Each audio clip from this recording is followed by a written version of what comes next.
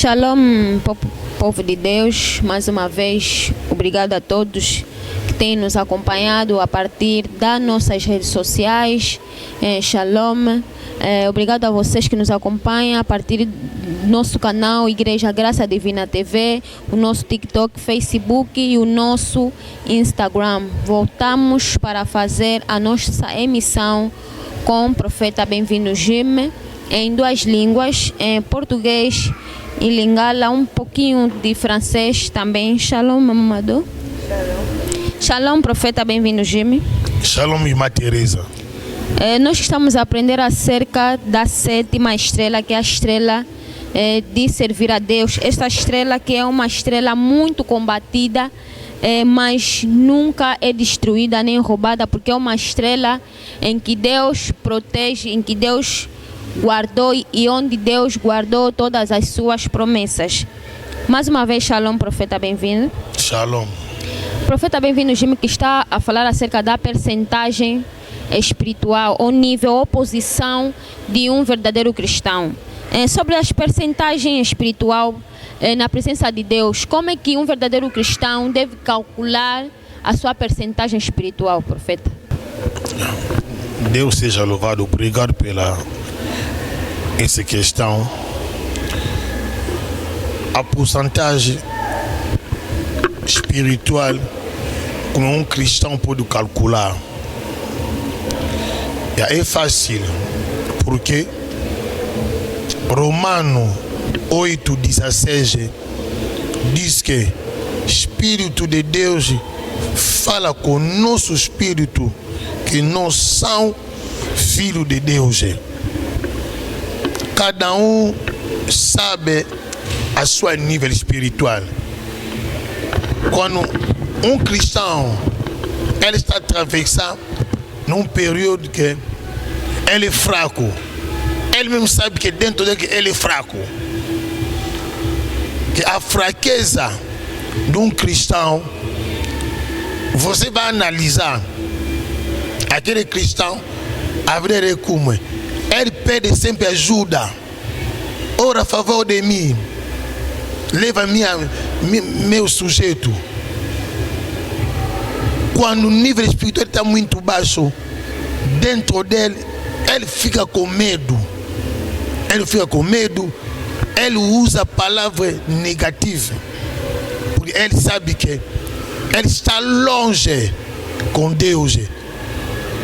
Mas quando um cristão ele tem uma porcentagem mais alta no nível espiritual,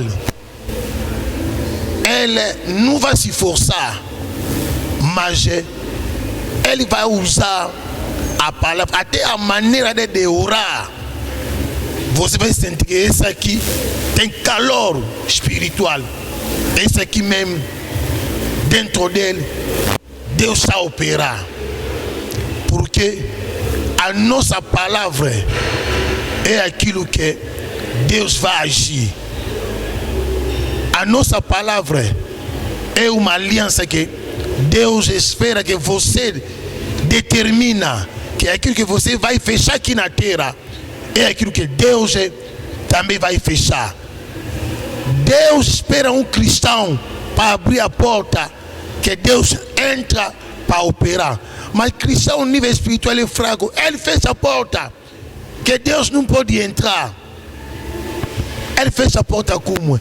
Ele mesmo não tem confiança com a oração dele, não tem confiança com a palavra dele, porque ele está longe com Deus. Ele pode mentir pessoa, mas dentro dele sabe que ele é fraco. Só pessoa que tem nível espiritual elevado, que tem uma porcentagem elevada, ele vai descobrir, irmão, levanta. Tem muitos irmãos que falam que levanta de oração, levanta. Muitos irmãos falam levanta. Não pode orar, mas você disse que está orando, mas eu estive no nível espiritual, você não está a orar. Depois vai dizer, não papai, esse dia eu dormi muito. Que a porcentagem dele espiritualmente é muito baixo e fraco. A sua nível espiritual, a sua porcentagem para subir já pregou aqui acerca do lei. Primeira lei é Gênesis 1, 28. Aquela lei, cristão tem que saber que aqui na terra é uma terra para dominar, é uma terra de determinação.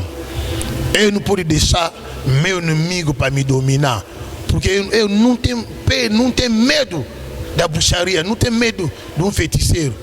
Eu sei que Jesus Cristo, que eu estou a carregar, Ele é em cima de todo feiticeiro, Ele é em cima de todo mundo. Ninguém vai me vencer, ninguém vai me derrotar, porque Jesus Cristo, Ele já derrotou toda a obra das trevas na cruz da Golgota. Mas eu vou se apertar na aliança de Jesus Cristo. Essa aliança é a aliança de solução, é a aliança de milagre. Cristão deixa de buscar, de procurar Deus na maneira física. Deus é espírito. Se você quer caminhar com Deus, procura Deus na maneira espiritual. Aonde que você vai contar com Deus? Porque todo você vai realiza no espírito. Quando no espírito você está realizando as coisas grandes, significa que a sua nível espiritual também, porcentagem é alto. Fraco nunca vai realizar as coisas grandes. Ele pode pensar, ele pensa, mas pratica agora. Ele não consegue porque o nível espiritual dele é muito fraco. Igreja, corpo do Cristo, eu estou a ensinar acerca desse ensinamento sobre oração que libera todo. Pessoa que ora muito é pessoa que pratica fruto do Espírito Santo. Esse fruto, diabo não tem fruto, mas diabo também tem dom. Mas fruto, diabo não tem. Porque o fruto do Espírito Santo é a justiça de Deus na nossa vida, na nossa oração. Deus abençoe a mensagem dele. Merci, prophète Benvindu, na ba éclaircissement.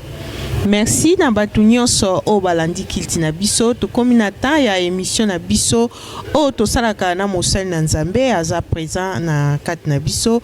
Bonsoir prophète. Bonsoir maman Madotouma. Toza lisu na sœur na biso journaliste sœur Teresa. Bonsoir sœur Teresa. Bien-aimé, toza na 6e étoile ya comment servir Dieu. Étoile na biso ebimiseli biso ba loi 12 lois. Yango première loi na ozonga mwa sima muke. Première loi ezali loi du ciel o ezo diriger la terre na Job 38 et 33. Première loi na biso ezali na Genèse 1 28. Oyo Nzambe alobelaki Adam na Ève alobi soyez féconds, dominez, multipliez, assaisissez, paix, remplissez la terre. Eza loi moko makasi yango oyo mosali na biso alimboleli biso na kati ya makambo wana epesi biso ba makambo ebele mayele ebele na loi wana. Yango toko na mosali na Nzambe sikoyo to comme na deuxième loi nini oyo akolobela biso na deuxième loi. Pour une fois encore, bonsoir prophète. Bonsoir maman Doto. Question liboso ezali kaka na Josué 1 verset 8 à 9. Eza deuxième loi nini o evandi na kati wana po batu mingi baloba ke Josué Nzambe aloba na e partout ko nyate pesa melayo mais yo o développer ngo na nde mususu et pesi biso ba connaissance moko ya kitoko penza ce que okoki ko expliquer peuple de Dieu. Ça va, merci pour la question ya deuxième loi. La deuxième loi na une introduction à deuxième loi.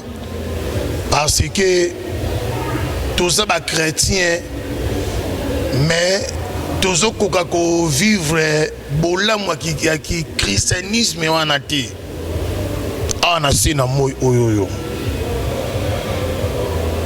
Nzambe a révélé de la nyonso kati na mutu nzambe asali mutu nyonso ayebisi mutu kaka ndimaka Yesu Kristo ozala sauve oganye nyonso ayebisi mutu kanga kaka na se ngai nzambe na se na okangela yo ati babilaka nyonso wana. Deuxième loi ezali après avoir liwa ya Moïse Israël mutu ayebete Moïse akufaki mais nzambe abengi Josué yaka ayebisi Moïse akufi boye boye mais yo leka siko liboso oleka o diriger peuple na ngai aleka liboso mais koleka ne liboso wana ayeba itina te après nzambe seke Moïse asa kufi aso invité nde na poni yo Josué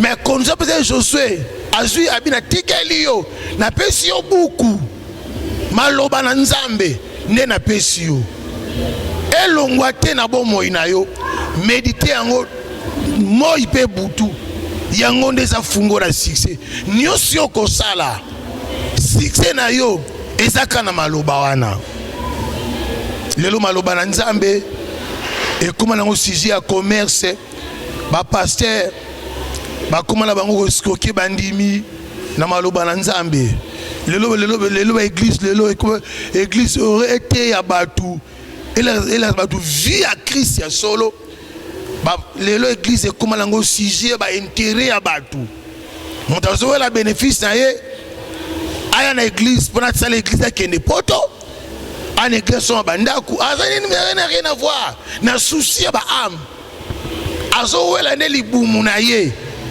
poche na ya tonga bandaku asepula na vie non o batikela biso mbongo te batikela biso maloba na nzambe o nzambe apesaki Josué mais na sima maloba wana ati ba condition soki obéir osali yango ndenge ezali succès kolando na compagnie oko prospérer o vivre réussite mais bato balingi bazwa deuxième partie bazwa na première partie mais première partie etali bango te église ya Christ deuxième loi eza maloba na nzambe ezala gravé na motema na yo pe ocha yango na misa pe sengo ozala fidèle envers Christ envers papa ya foi ozo kamba yo vraiment to tambola na ko banga nzambe to banga batu te lelo batu ba banga ndi ba pasteur ora banga nzambe ba banga pasteur ba banga ka ete mais ba respecta ka ba honora ka ye to te loko ne sika na yango yo solo ba vérité oza ennemi ya batu wana ngana sa te pona mikumisa dipo lo ba kia solo ba nengo na parce que ye azane l'ordre ngai ministère na ngazali ministère prophétique solo ni kita lelo eleki ba démonstration ya makasi et l'autre côté on a deux prophéties oh délivrance au miracle nzamba pe singa yango mena yango na ko tshali boso yango te poso tshiko mi commerce na ko tsa maloba na nzambe ndezali deuxième porte deuxième loi pona na kona kompi ko longa loi ya mokili miracle koleka mbawe koleka prophétie ko maloba na nzambe e ko demeurer éternel yo za ma distraction ndeko Yesu Kristo azosala pia osala kaka tina kozonga na ye azosala kaka so epona la pongi lamuka ndeko lamuka bima na distraction bima na aventure za nangwana bima na sentiment wana bima tilelo yo pasteur ozokobaka na masanga ba scène ba fanti tilelo ozaka na ba groupe yo chrétien ozo de meka na ba sentiment ya mokili maloba nzambe evanda kati na yo échanger foi na yo et comme so mutu mususu maloba na nzambe ndezali fungola ya succès ya maloba oyoki et comme enregistré motema na yo tchengo na misala tambola na vérité kola pambola yo. Merci. Obrigado mais uma vez, profeta, bem-vindo, Jimmy. Ainda sobre a percentagem e também o fruto do Espírito Santo dentro de nós. Tem muitos cristãos que começaram bem na obra de Deus. São servos na casa de Deus, também são patrocinadores dentro da igreja. Mas depois desviaram-se, profeta. Entraram em casas escuras, mas se escondem dentro da igreja. Que tipo de fruto ou qual é a percentagem desse tipo de cristão, profeta? Obrigado. Aquele cristão, ele é servo, ele desviou, foi na casa do quimbandeiro. Talvez aquele cristão, ele é cristão, mas ele nunca recebeu Cristo. Nunca. Porque nós costumamos vir na obra de Deus, não é para ganhar bem material, não. Ele foi servo, não é para ganhar as coisas do mundo, não. As coisas do mundo vai me seguir quando vai me encontrar que fruto do Espírito de Deus está comigo. Porque a fruto do Espírito Santo é mais que nova manifestação. Fruto do Espírito, diabo não tem. Mas o diabo tem nova manifestação. Que o diabo dá profecia, faz milagre, todo o diabo faz. Mas sobre novo fruto, diabo não tem. Não tem. Diabo não tem amor. Diabo não sabe arrependimento.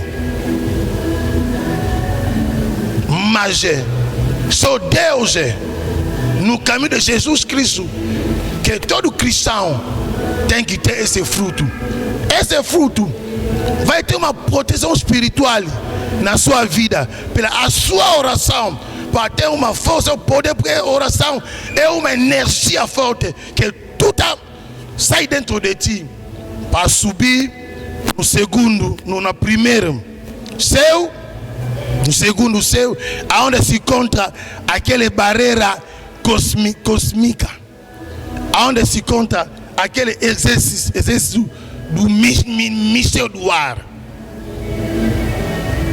Mas a nossa oração tem capacidade para subir. Não tem ninguém, não tem demônio que vai parar, porque demônio não aguenta aonde tem fruto do Espírito.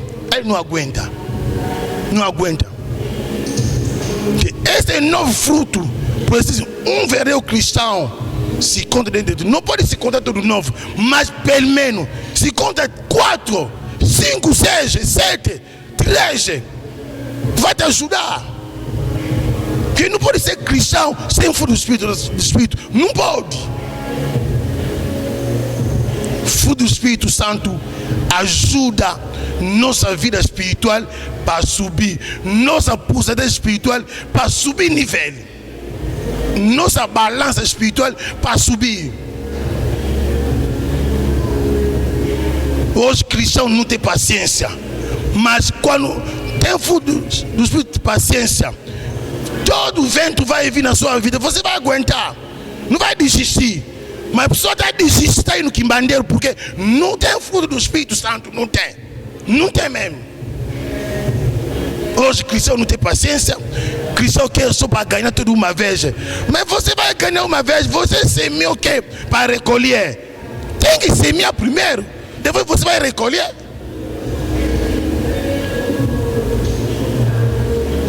Essa mensagem afeta todo cristão. Se você quer permanecer na fé, bem amado, busca Deus na verdade. Não pode vir na obra de Deus, não pode servir Deus pela bem material. Vocês na tua conta bancária não tem nada. Você vai no banco, eu quero me dar, eu quero levantar 100 mil. Vai levantar 100 mil na tua conta, não tem nada. É igual também com a escola de Deus. Você não semana nada. Pode ser no espírito, físico também não tem. Você quer recolher. Cristão, paciência na obra de Deus. Paciência na vida cristianismo. A sua paciência amanhã vai produzir solução na sua vida. Deus te abençoe. Merci, prophète Bemvindu. Deuxième question na langa lingala ezaboui. Chaque chrétien, il faut ayeba pourcentage spirituel naïe. Est-ce que quelqu'un peut expliquer pourcentage spirituel ezanini? Pour batu bayebi pourcentage ya mbongo, pourcentage ya classe, ou expliquer na vie spirituelle pourcentage spirituel et la kisi nini? Ça va, merci. Pourcentage spirituel la vie à Moutou. Et ça première mananu.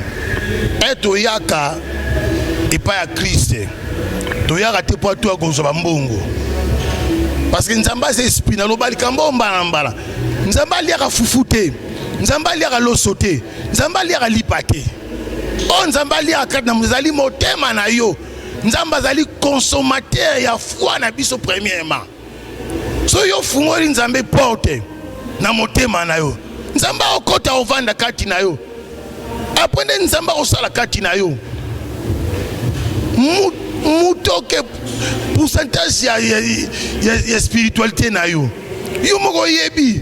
Soki ozala communion na nzambe motema no yebi ke. Ngani na sabo na communion na nzambe. Okosa no batu. Mais okosa no nzambe parce que nzamba yebi yo malamu. Mais les gens qui ont akisa batu ka bandoki boy. Mais yo ko akisa bandoki. Mais ça na makasa obulema ndo na buta prière. Un homme faible au priagate, au génagate, mais aux autres au réaliser ma minene, au réaliser en nini, na makanisi. Toyaka la présence ya Nzambe pour te gagner beaucoup nzali kolo. Les restes à mokili. Et ça peut accompagner à Moutou. Moutou yo. À la pourcentage à Moutou, on a Moutou. Balingi makambwe. Ndeko mi mana kanango ye. Sambela ngai ye. Ngai banda banga ngana yambi Yesu Kristo. Ndeko ngana tio pesa kanange pa Moutou te. Na pesa kana na leki no salle la fe et pas prophète Elisa costume mais église na leki na clinique na fe na tiko pesa kana pa mutute ngai moko nazaki si na bilaka nzambe na bomo inanga na zuba pom seriawa na sengi aide pa mutute parce que muso yo se aide boy azane kadia mpimba parce que ba c'est déguisé mina ba église au monde tala kitambala mulai tala liputa mulai wana parce que azura ta enkate azwa kaka azwa ndo mona mutu wana malamu ninga zali ama azwa na batoni na sali musala mi l'église aroye pa na papa yo se me era zwi kaka mais on mate mundu balangage makati nai on di mate parce que baza bato bazoya na ba mission mabe na musala nzambe ala ta periki te était pour était elle sumuta sangi ni mbongo so ma periki azo mbongo so ma periki akoma ozwa ba periki afinga wana ba rushoni wana ba pembe wana ndebo muna olata yango tema ko zangele kiye konda sa famille beti ele ki ale ami ko zwango eza bonzambe te zande ko za ko zwa ete bon mi l'église est pas hypocrite ba faux serviteur ba faux servante ba faux intercesseur ba zoye pa na bozu ya mokili oyo ale yo po yebita ale ndoki moko boatia kindo libanda église elle yo kene mikumba na yo nazala projet moko malamu na lokolo mona ka ser wana mama wana mukemuki alléluia asi miso anuaro alongolele ati ino so pembele obi oyo vumanda na molimo na nzambe onde saint esprit vandi kati na ye onde bondoki evandi kati na ye bazo kosa bana nzambe base déguisé comme bana na nzambe basai na nzambe mais OK basa ba ko détruire ba ngoi ba ne ko détruire église ya nkolo ya ona zote ya yondeko tika besprit wana opesa ba prière ndeko nzamba pesa ba capacité zala sur na yo so yo côté telema ki okwea ki ndeko telema pupola makolo telema tozala poser ba commando kata na Christ ba guerrier ho ko gêner ho maboko likola ko lembate pour la situation na pour na Christ Yesu asawana mato neza ouvert pour la lo sambo na yo bima na ba distraction bima matisa niveau spiritualité na yo tambo na obanga nzambe mitala oyo zali côté rezali tika zonga na voix ya vérité tambo na vérité Yesu a aussi le bon tema na zana nous vraiment na deuxième loi makambolo bezana nous makambo bezana nous vraiment mwana sisa nyonso ezate kola pambola tozo korbanano. Obrigado, profeta, bem-vindo, Jim. Nós estamos a aprender sobre as percentagens fruto do Espírito.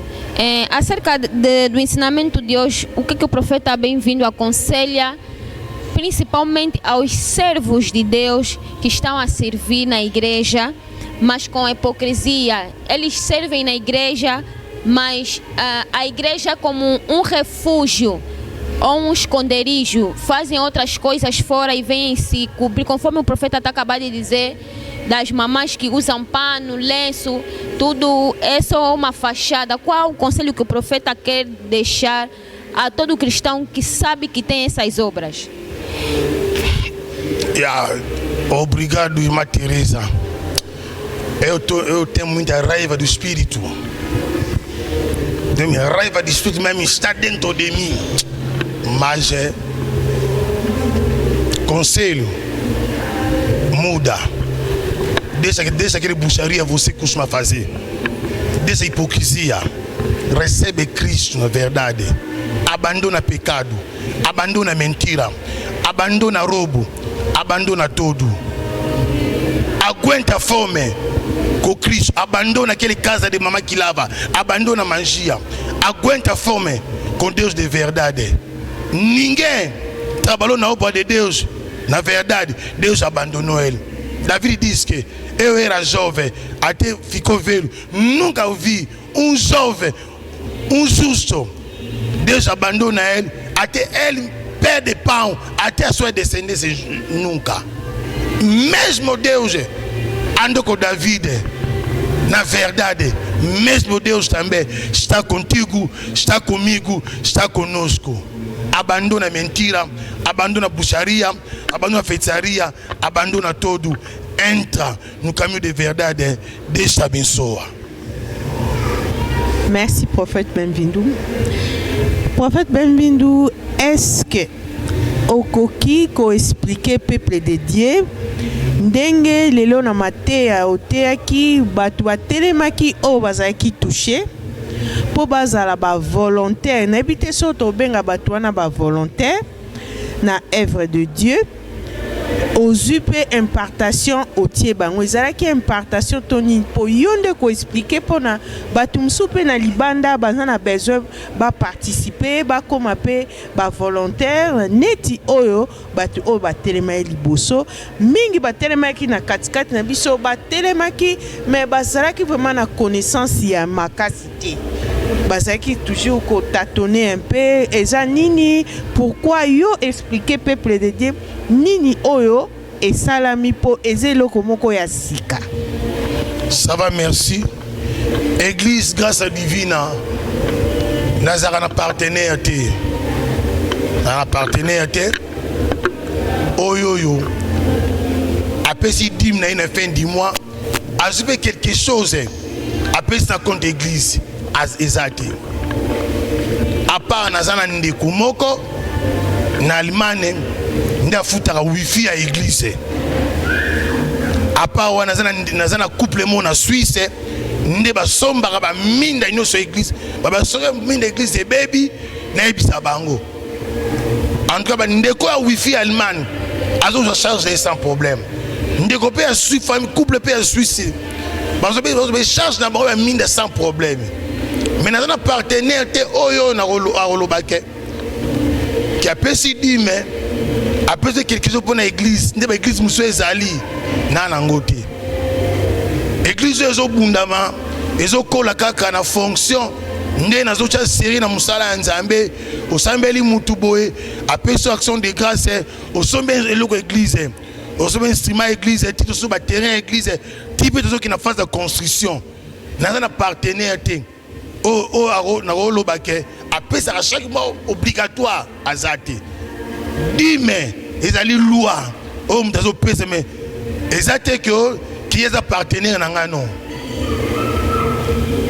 azate bato ba telemaki balingi balobi balingi baza comme partenaire basunga musala ya Nzambe mais ngana sadi na sambeli bandeko ebele mais bandeko poto zebe na sambeli o bazoba misala baza bien na ville elo mingi ba bengra mingi ba voyager na poto baza ne loko na zolo bayango ba ne loko ti ayepa na sambele na professeur pour na nza na déclarer Nzambe na koti likambu na ba na poto lelo ba so mapangu ba wede ya famille na bango jamba ba kanisa ke ba so musala ya Nzambe bon tellement que na benga mate po ko modi batu na benga ima pe fi pour na vi na bango te na tika na ngai mais cette fois-ci na suis mayele jamais grâce au Nzambe pesi ngai mon prophète na bénéficier de l'autre côté pour na famille na ba na ngai na moi c'est bon lobby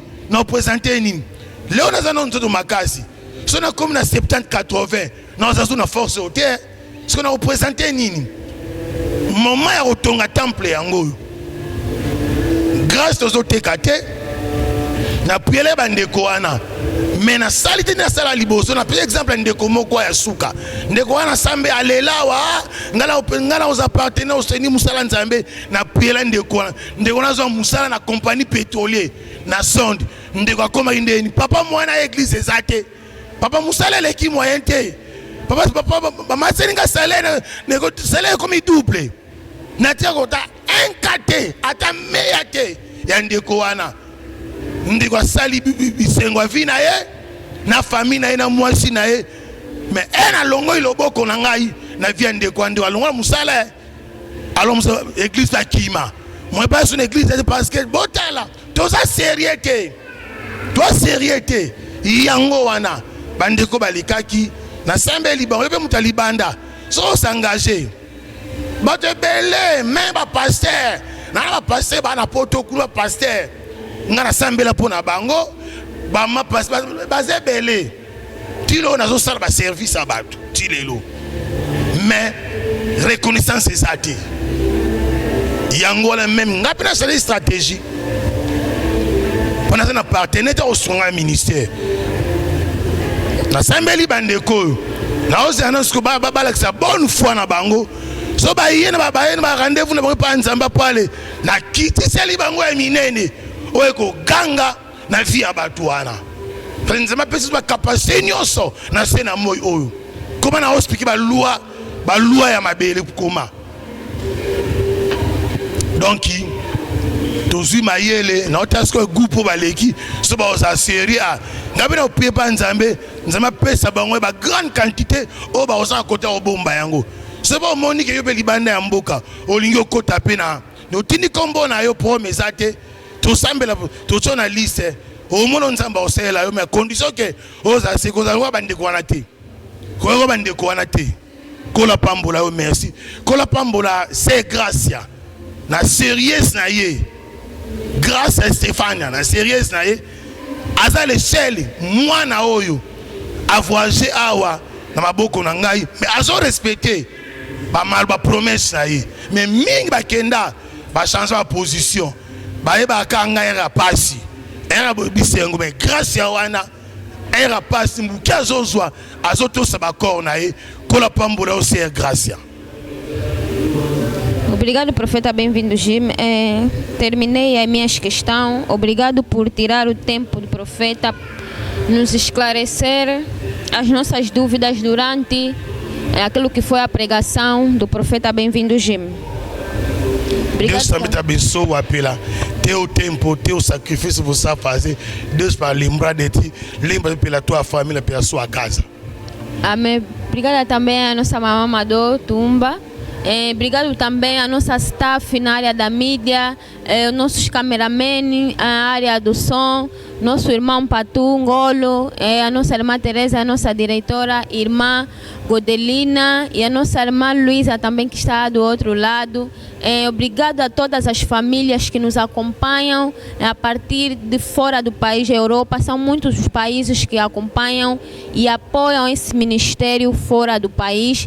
Este ministério que se encontra em Luanda, Angola, Golf 1, na rua ou estrada direita para quem vai no Avô Cumbe. Nossa maior referência aqui é o campo da 14. Temos também os nossos programas semanais às quartas-feiras e às sextas-feiras, das 16 às 19 horas. Continue a partilhar também as nossas redes sociais.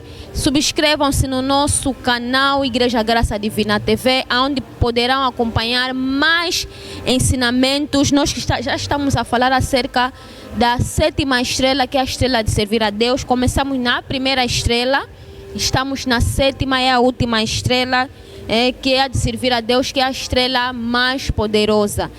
Muito obrigada a todos vocês. Para quem tiver uma inquietação, pode deixar comentário na nossa rede social ou ligar diretamente para o profeta. Bem-vindo, Jim.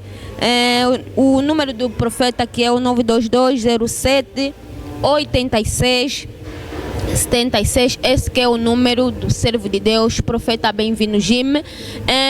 Para questões e não só problemas espirituais também, problemas em que o irmão já andou em vários hospitais, mas não teve solução no seu problema. Procure a Deus, venha com a sua fé para que possa ser curado em nome de Jesus, e nos encontraremos no próximo programa. To pesi boso, merci na prophète Bem-vindo ndenge aeko répondre biso. Merci prophète na présence no ndenge ko répondre biso. Kolo pambola bino na sacrifice bozo sala. Apambola bana libota nyonso. Nzamba pambola bino parce que ça facilité kuvanda tiero na musala za facilité. Nzambe mtafutaka afuta yo afuta libota na yo na kombo na Yesu Kristo. Merci na batu nyonso o balandi biso partout dans le monde na émission na biso. To komi na fin ya émission na biso, to pesi merci mingi na staff na biso. Merci na frère Patungolo, merci na sœur Godeline, merci na sœur Teresa, merci na journaliste Teresa, merci na sœur na biso Luisa ndengaza ko accompagner biso. Merci. Siège na biso eza a na Angola na Luanda na rue 13 numéro na Golf 1 numéro 295 bar A, et toza premier pembeni face à face na supermarché à Rio. Numéro ya mosali na Nzambe eza plus 244 922 07 86 06. Bien-aimé, mutu nyonso o aza na problème na ye ya spiritualité, ko hésiter te benga mosali na Nzambe na ba numéro oyo okota na Facebook, okuta ba intercession, okuta ba prière ande na ndenge, benga mosali na Nzamba ko aider na problème spirituel. Eza na ba maladie ebele, maladie inguérissable oyo batu ya mokili bakoki te comme ba docteur, eza ma maladie spirituelle. Soko bengi na kaneti ya bambasu, na kaneti ya ba maladie du sommeil, na ka maladie oyo ezomona na te, bien aimé soko bengi ozwa solution ya malade ya malamu bato ba cancer bato ya ba maladie nyonso wana ya inguérissable o ezotungisa diable azotungisa bomo ya bato. Bien aimé, kilt na biso ya semaine ezali mercredi kilt ya victoire de 16h à 19h, vendredi eza kilt ya prophétie de 16h à 19h. Bien aimé bozanga te tokom na suka émission na biso tokutana kaka mercredi soki Jésus Christ azongi te na kilt na biso ya victoire. Ciao.